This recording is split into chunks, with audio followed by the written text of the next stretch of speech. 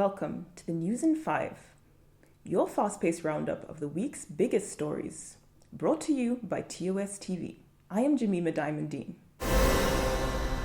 We begin with global news from Davos, where US President Donald Trump has pulled back threats of steep tariffs on European allies following talks with NATO Secretary General Mark Rutte. Trump says the shift follows a framework agreement expanding US security influence over Greenland and the Arctic.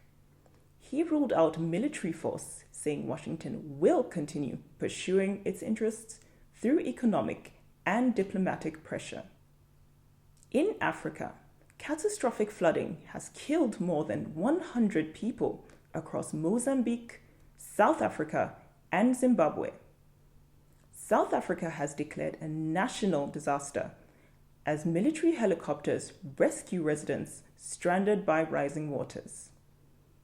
In Mozambique, over 500,000 people are affected, with the UN warning of growing cholera and malnutrition concerns as communities remain cut off. In Nigeria, NNPC Limited says mainline welding is complete on the 614-kilometer Ajaokuta Kaduna Kano gas pipeline, marking a major milestone for the $2.8 billion project.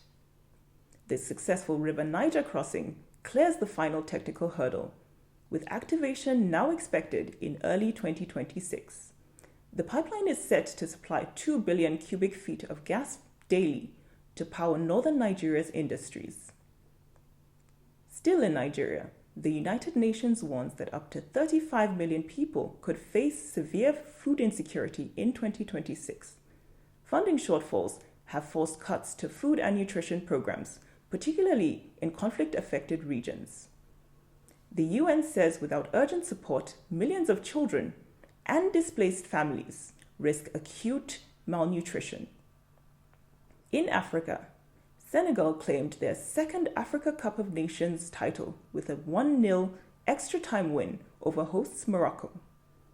The final was briefly halted after Senegal walked off in protest over a VAR penalty decision, but goalkeeper Edouard Mendy saved the spot kick after play resumed. Pape Gueye scored the winner in extra time, sealing a dramatic victory in Rabat. Now here's your speed round. Quick-fire headlines from the week.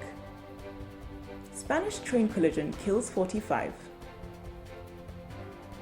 Uganda's Museveni collects 7th term amid fraud claims.